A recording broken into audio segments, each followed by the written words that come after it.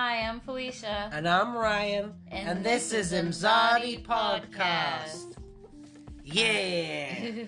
Love doing that. I know, I love it too. We watched some Doctor Who. Yes, we Yes, did. we did. Yes, we watched Partners in Crime. Yes, we did. Starring Catherine Tate. And someone else. Yeah, some guy. Some guy, you know. I've never heard of before. I know. He's good though. Yeah. He's good. He's good. Yeah. What was the name of his character again? I don't know. The Toxic Avenger? Yeah.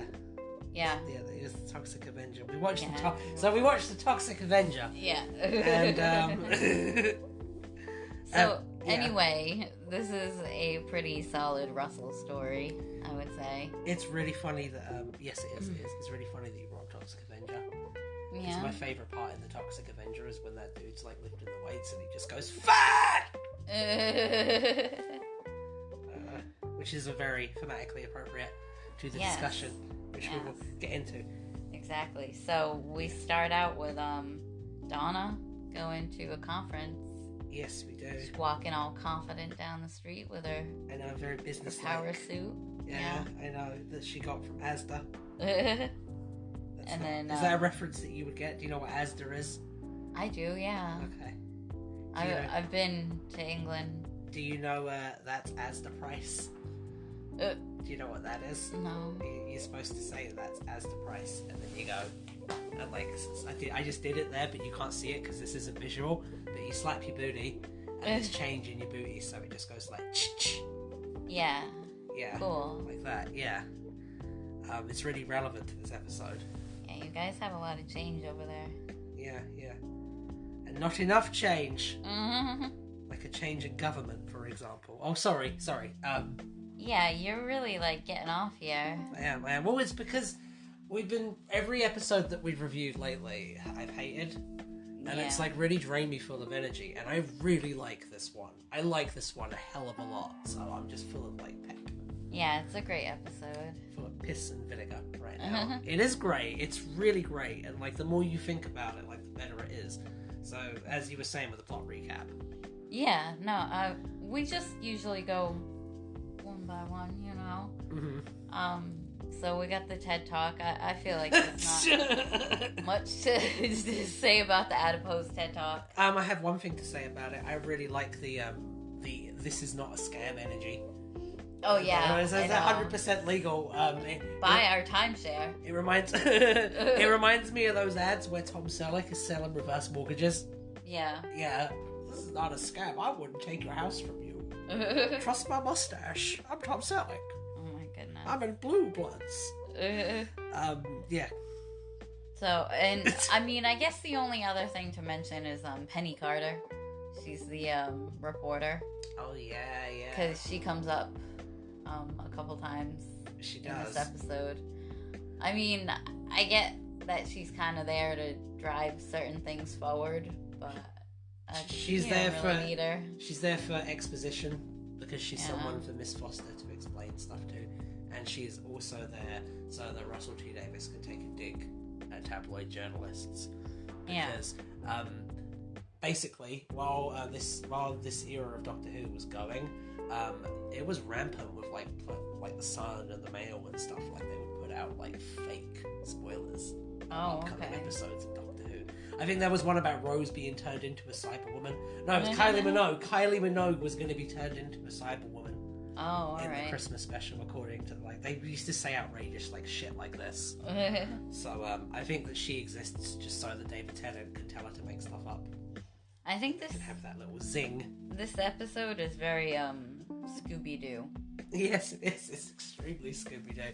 They just keep missing each other. Mm-hmm. Donna is trying to interview people, get the scoop on things, because now she's the reporter. I got a lot of Sam Raimi vibes. Yeah. From this, I liked how it wasn't afraid to go all out with the campier, comedic side. Oh yeah, this episode is very campy. And you know what else it is too? It's really mean. This episode has like a real mean streak to it. I know, and it's very subtle too. I feel like watching it now, and like since we had to take notes and everything on it, like I really noticed like certain things that I've never noticed before. And I totally get that. Like towards the end when the taxi driver drives over the adipose and you literally hear it. Yeah, you hear them squish under the tire, and it's just like, wow. Like I never noticed that they just straight up killed it on screen. Like, yeah. Well, multiple. Yeah, there were probably quite a few, because that taxi driver was not stopping. Yeah, there were 10,000 adipose walking the streets. That's as many as there were Urukai that attacked. Oh my goodness. Helm's Deep in the end of Two Towers. In the movie. The movie directed by Peter Jackson. Did you know that when Viggo Mortensen kicks the helmet? Oh my god. Did you know that? Did you know that? Yeah. So you keep going off topic. Oh. Yeah, but I made you laugh, and that made it worth it, darling. Yeah. So anyway, I was really wondering what the adipose do to the metabolism. And like the fact that these people are losing weight so quickly, like your skin would sag. Like you would have like a lot of issues if you just suddenly lost a lot of weight with no explanation, really. And you would also have some issues from your tissue suddenly turning into fucking liquid. Yeah, for like a few seconds. I just wonder, like, is there like a numbing agent? You know what I'm saying? Like they can't feel it, they don't know it. Well, that has horrible implications, because that means that after a while, like, you would feel it. You know what's worse? What? Is that those adipose probably get big. Yeah, they do get big. So there's just like these tiny little nice things right now, and then they turn into giant things that have those scary spaceships, and they just go and do illegal things all the time. Yeah. That's what those adipose are turning into. Yeah, they're mad shady. Like, the first thing they do is, like, kill that foster lady. Yeah, I know. Yeah. Do you think when she hit the ground she made a splat? Like the adipose? Yeah, she did. No, they put in the sound. They did? Yeah, they put in the sound of her falling and hitting the ground. What was the sound again? It was like a splat sound. I'm not literally doing a splat sound. Okay, so it was like I guess, yeah. Okay. So like much like the adipose sound that you made before. Yeah. Yeah, but like she's a person, so when she hits the ground there's gonna be like a head's gonna like fucking pop. And, well, we know that she's an alien. She's gonna look like she's gonna look like a live leak video. Like, what does she actually look like? Human, or is she in like a human suit? So, is she like in Men in Black? Like the head opens up. Well, no, I'm thinking about you're thinking about the Slovene. Yes. She just did the head zip motion. Yeah, because I could not think of, for the life of me, I couldn't think of the name. All I could think of was the motion. Yeah, the guys that we did a fucking 3-part story about in our audio drama. I know, and all I kept picturing was like them. And that was it. You know who else we've done? The adipose. Yes. Our second story. But I haven't forgotten the adipose's name. Not yet. What's his name? Adipose. His name's Adipose? No, it's the Adiposian family. The Adiposian family, yeah. Yeah. That's what... So, that's what it... so another thing I want to talk about is the fact that Donna kills a lady by accident. So it's called... That's very Sam Raimi, like I was saying. It's called parthenogenesis. Yep. And, yeah, that lady... So, I also have a question about the necklaces, because literally I kept waiting for an explanation, because I wrote it down, and I was just like, if there's an explanation, I'm gonna have to cross this out, like, because I don't know. But and then you didn't have to cross it out. No, because victory for Felicia. Anytime someone went to go explain it, they got cut off. Like in the scene where David Tennant is explaining everything, and then he stops and realizes no one's in the TARDIS with him. That's him explaining the necklace right there. And that's the only thing that we get. And you know what? I can't even think about what he was saying because of how devastating that emotional beat was. When he's like just standing there and like he just goes silent. Oh. Yeah, this episode goes very hot and cold with his emotions. I love it. I love it so much. So yeah, what I really wish they explained the necklace because it doesn't make any sense at all. That someone would they all get a necklace. Anyone who orders the adipose pills gets a necklace. Okay. So, like with me, when I wear a necklace, I'm playing with it all the time. So you just turn it one way or the other, and you're all adipose. Yeah, you're all adipose. I'm making a lot of fun noises. And I was waiting for someone to explain why that wouldn't happen. And the only explanation we kind of got was that it was bio-tuned to the people who bought the pills. But that doesn't explain anything. That actually creates a problem, because if that was true, then Donna Turner and the thing shouldn't have done anything. Exactly. So, it made things worse. And I wish, I get why they had the necklace, because at the end, spoilers, it comes into play. And the necklaces kind of save the day.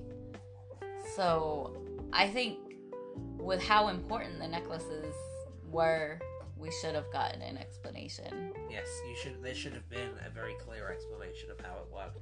That's actually one of the big issues I have with Russell T Davies in general. Yeah. Overall, I love him.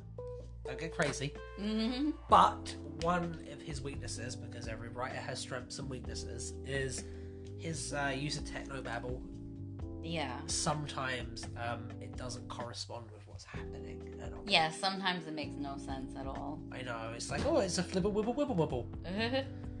And I don't know a lot about science, but sometimes I know enough to know that what the doctor is saying isn't true.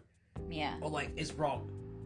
And I know people just be like, oh, rule number 1, the doctor lies, but why would he lie about that?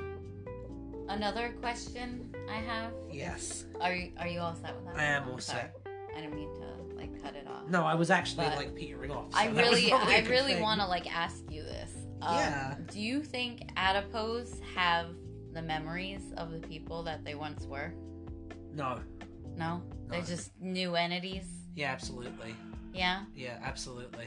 Why do you think that? Because I was wondering. Because so my interpretation of how it would have to work is that the neural patterns in the adipose DNA would be inside the pill, and it would be waiting to activate, and then that gathers the fat cells around to create the raw materials and the nutrients needed to make a body. It's not literally clumping together fat cells and then turning it into a little Matchstick Man body. Yeah. It's the contents of the pill is full of loads of tiny little neuron clusters. Okay. Basically, that's how it always kind of worked in my head. Okay. I like I said, we did an episode on the adipose, so I had to think about some of that stuff. Yeah. What the reason why we did that, by the way, the adipose in our story in our story they get factory farmed. So pretty gruesome. Spoiler warning. You should listen to it. It's pretty good. Anyway, it's got draconians in it too. Yes. Yes, it does. For Draconia! What I like about them is that they're basically, in Doctor Who you have, alien races that serve different, roles. So, Jadoon are, meant to represent police brutality, Slovene are criminals, you know what I mean? Daleks are we're fucked. Yes. It's done properly. With regards to the adipose, what I like about them is they have absolutely no agency. I know what you mean. They make a great, victim race. Well, while they're still small. Yeah. Clearly they're not victims when they get older. Yeah, we don't know that. We don't know what their political situation is like. What are you talking? I don't know. Well, I mean, alright, no, we'll talk, I will actually expand on that because it's interesting. Okay. Their breeding planet is gone, so that means that they will be heading for a massive population If we're talking real world building, then that would do severe damage to their society. And the fact that they even have to consider plans like this that are so like rinky-dink, like, oh, let's see the level 5 planet, like, it tells me that they're not really power players. No, I don't think they're power players at all, but I don't think they're victims or anything. I think they victimize other people. They seem kind of like thugs a little bit. I don't know. I'm not sure. I'm not sure how to feel about the adipose now. My point about the agency was them as childrens. I wasn't even talking about them. Yeah, as children, yeah. As I mean, there's a comment that 10 makes about them being children. Yeah, which is funny because, like... Yeah, and Donna points that out. I know, because he had character development. I mean, did he though? Like, did he really change that much? Not that much. A bit. He's just sad right now. Yeah, he's sad, 10. Yeah, he's sad. You can tell because his hair is kind of down. Yeah, his hair doesn't fly as high. I know. So going in order, the next scene would be Donna and her grandfather. And before that, I want to talk about that little montage where Sylvia is like nagging. Donna. I know. Yeah, you love that one. I do. I think that is some of the best filmmaking in like all of Doctor Who. Yeah. That one little scene is so perfect. It tells you so much about who Donna is, what her problems are, what she wants out of life. Just bang, bang, bang, all in like a little montage. If this was a Chris Chibnall episode, that would be like a 5-minute monologue. Yeah. She says to the Doctor, and then an alarm goes off to end the scene. That's how it would go, and the music would just be.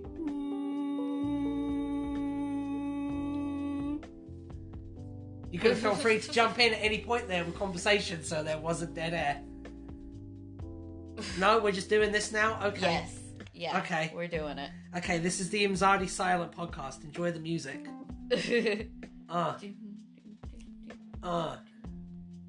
We can't hear it right now, so humming it will probably be disastrous, but it's there. Speaking of music, Murray Gold is really good in this one. Yeah. Murray Gold's like on point. This is very nice. Yeah, I love his work. Me too. Murray Gold is like pure fried gold. It's so good. Is this the best RTD season opener? You got this. You got Rose. Yeah. You got the one with Cassandra, but again, where they do Freaky Friday flips. Yeah, I know. I have a video about that actually. Anyways, then you have the one with the Jadoo. Yeah, I think this is one of the better ones for sure. I think it's the best one. It's pretty solid, other than like some of the things that we've talked about, like the Scooby-Doo-esque. I don't care. I care a little bit. I don't know. I think that for me, the emotional arc with Donna is so strong that those things become relatively minor. Oh yeah, they're minor. That's like where they don't happen often in this episode, but I think that's why when they do happen, it's kind of ridiculous. Like when Miss Foster is up in the air and she just stays there for a couple seconds. Like she should have automatically just dropped, and there was just like everybody was looking at one another like, ooh, and like you just expected her to hold up a little sign like Wile E. Coyote. Yeah, exactly. I also, speaking of moments like that, I like the bit where the goons, are they goons or henchmen? I don't know. You'd have to ask them. Are they true believers, or are they just in it for a paycheck? They look like they're in it for a paycheck. They really do. One of them really looks the part. Like one of them looks like he's doing the Lamb of Walk and stuff. The other one, not so much. But the bit where they shoot the door out and then kick it down. I know. And like the bullet holes had no impact on how downable the door was. Kickable, downable is my new favourite thing to say. Isn't that fun to say that? Kickable, downable. Right? It sounds like a character in a Dirk Gently story. So those two guys just kept making me laugh because I kept thinking about them wrangling the little adipose. And, like, one of them has one as a pet somewhere, like... Because that woman, she just pulled out an adipose from her desk at one point and put it on. How long was he in there? He needs to breathe. I know, they're not dogs. I know. They're not pets, they're children. I know. They're sentient beings. That's her favorite one. That's I know, why. and she's like, "Oh, I am Nanny." It's like clearly not. Yeah. Well, no, she is. I think it's a lot of pomp and circumstance. Personally, what was I gonna say? Yeah, Miss Foster, right? Her character. Yes, we can talk about her. All right, I do want to. First, I want to highlight another goofy moment. Okay. I thought it was a little bit clunky. Yes. When she's like, "You didn't ask me about my name." Why? Why would she? It's a really common surname. Yeah, I know. Right? Like, what? It shows it well. Like, how long did you think about it? Not long. And literally, like, here's the thing that gets me, is that's such an easy change to make. Yeah. Right? Because instead of being like, "I'm surprised you didn't ask me about my name," you just change it to, "That's why I chose this name." Yeah, I know. Boom. I fixed your script, you hack. Oh my god. They're so minor though. Like in terms of like the general scope of like what we're doing here. Yeah. As a story, none of that matters. And this is the difference between this and like the recent episodes of Doctor Who, because the recent episodes of Doctor Who are entirely composed out of moments like this and exposition. Yeah. And nothing else. Oh, and moments stolen from this era as well. There's a lot of that going on. But enough about that misery. We're talking about this. And the thing that I was going to say with mouth words a second ago was I thought it was very interesting how Miss Foster, they spend a lot of time in this episode being like, is she the Rani? Like, she's designed to a certain degree on like a very surface level to make audience members go, "Is that the Rani?" I don't know. I didn't think that I think personally. she has a very authoritative time lady-ish vibe to her, and they give her a sonic device for no reason, even though up until this point in New Who, the Doctor is the only person who has that technology. Yeah, I know. That was a surprise. I don't know why they gave her a sonic. Just To make people... she could battle the Doctor, basically. No, it's to make people speculate on the internet. That she's the Rani.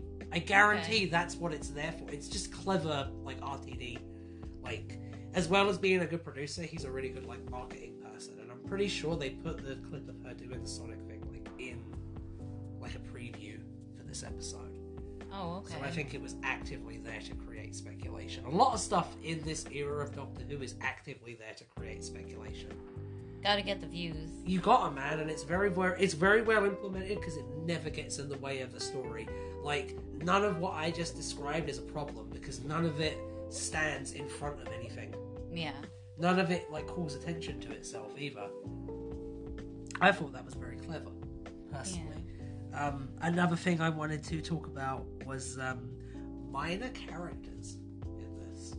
Okay, what minor character? No, it's more of a general, not anyone in particular, although I will go through them after I blow my nose. I have blown my nose. Oh, it's making a squeaky sound now, that's fun. Anyway, minor characters. So, here we go. Yes. What I noticed about this, and I loved, was how every single minor character, even ones who only had a line, were really, really strongly motivated. Yeah, they were. Doing. There was the lady who wanted to fuck David Tennant in the office. Very clear what she wanted. Yeah. Very clear what the obstacle to what she wanted, because like that's how you do character writing. You have to have an intention. You have to have an obstacle. She wanted to fuck him. He did not consent. Very simple. You got the taxi driver wants his fare, right? Because he drove up there, didn't get his fare. Oh, thanks for nothing. Yeah. Even that, even though it's tiny and insignificant, that's still a character-driven interaction. You got the lady who's taking the adipose pills, like Dump's boyfriend. Yeah. You got her. She's very clearly motivated by a desire to like improve her self-image. I mean, all those people are. Yes.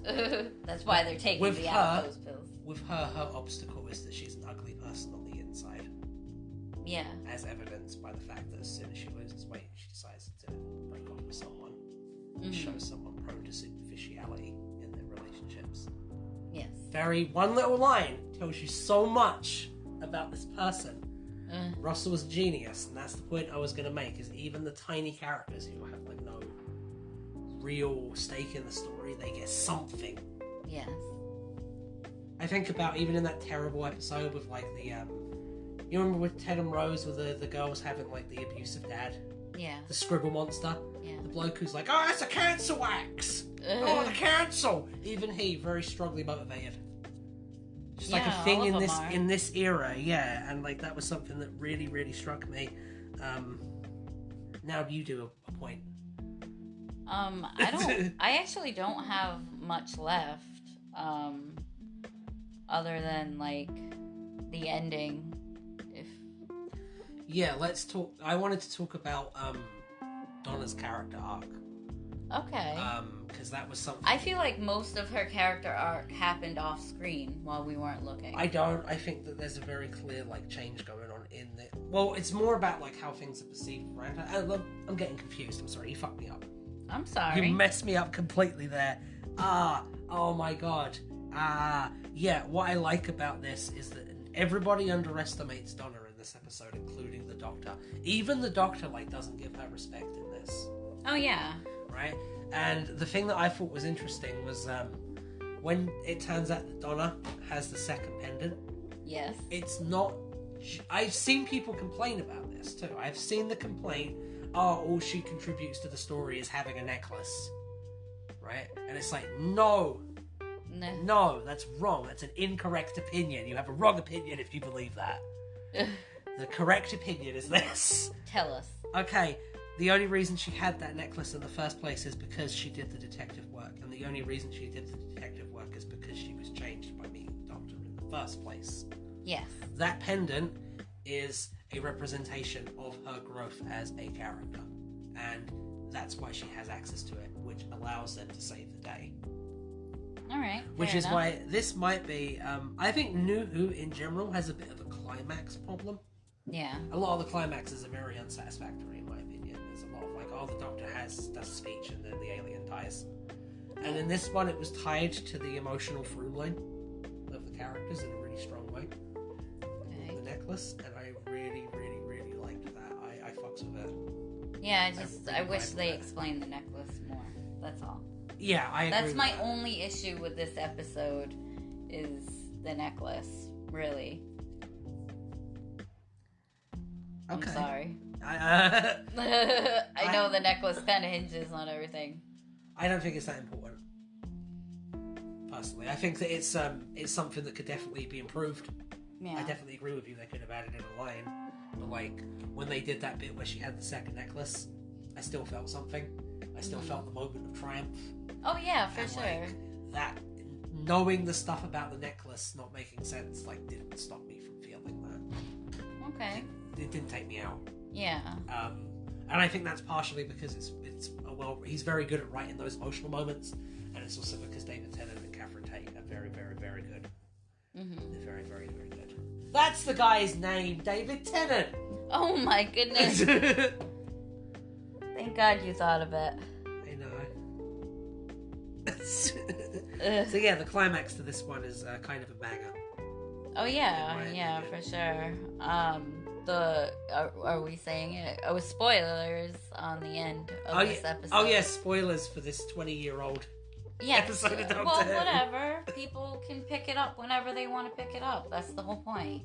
That's why we do these reviews. Don't skip the 9th Doctor. Yeah. A lot of people skip 9. Don't skip 9. Don't do that. Yeah, don't do that. Because that's when Rose first comes in, anyway. You should actually start with the 6th Doctor's run. Oh my god. You should start with the Twin Dilemma. No, I think you should start with like 3 or 4, to be honest. And then like, if we're being real. And then you should and then you should watch the Twin Dilemma again. And then watch it again. So getting back on track. And then watch Love and Monsters. Oh no. Yeah, get back on track. The rose reveal still gets me every time, man. Yeah, and you know what? I noticed it was like everything came full circle because now Rose is missing out on the doctor when the doctor is like right there. Oh, girl. That turnaround was so effective that I didn't even think about the fact that keys in the trash can thing. I know. Was stupid. That completely exited my brain because of how effective that reveal was. Well, no, because she had to go over there and do that in order to see Rose, because she had to tap on someone's shoulder and be like, hey, there's keys in there, or the bin's over there, or whatever. She didn't say that there were keys in there. They could, I don't agree. They could have created. Yeah, they could have created a totally different scenario. Yeah, they could have put her anywhere. That was I get that. Very awkward, because like, I don't know. Maybe there's some kind of significance to the keys being in the trash that like is actually genius. Maybe it's like you know how we just don't get Batman v Superman?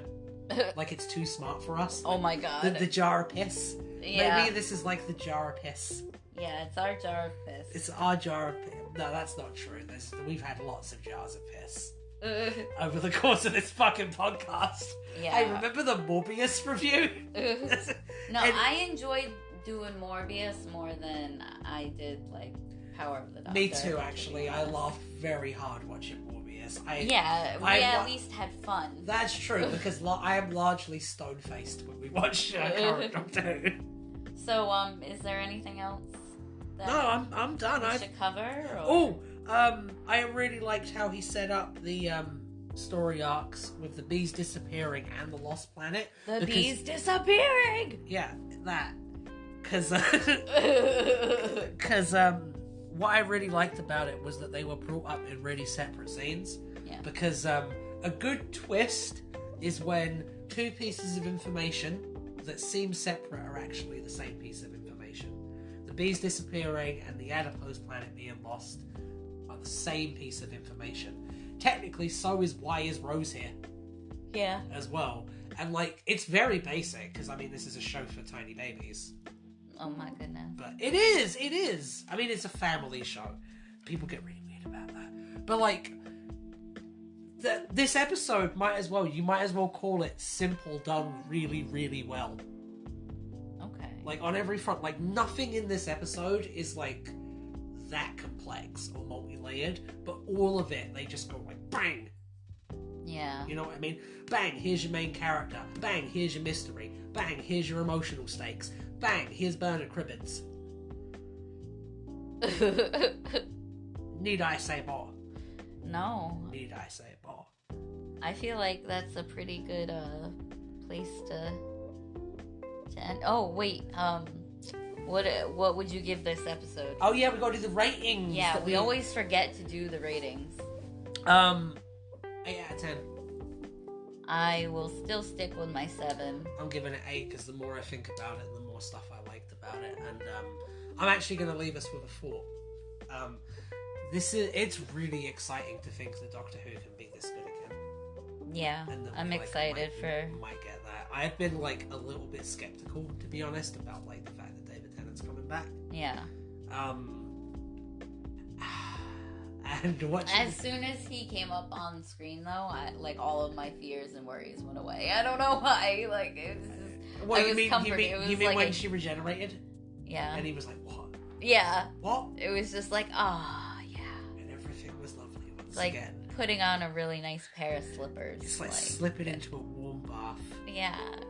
Like those weighted blankets that you put on. I have one. Oh, yeah, that's so good. That's what David Tennant is like, man. He's like a weighted blanket. And like, it's like as you age, like for me, because I always used to have problems with David Tennant's run, and like I still do. Made a couple videos about it. But those used to be like real issues for me, and now it's just like, oh, whatever. It's just 10. 10's just like that sometimes, man. Yeah. It's just 10. It's just Big Ten, you know.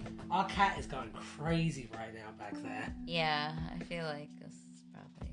So yeah, this was a very, very solid outing, and I enjoyed it quite a lot. Yeah, highly recommend. Watch it. And what are we doing next time? I don't know. What are we doing? I'll tell you what we're going to do next time. We're going to go completely in the other fucking direction. We're going to do some classic Who. Yeah. And instead of doing like a fairly well-regarded story by a very popular doctor, we are going to do Mind Warp! Whoa. Which is awesome, and I can't wait to talk about it.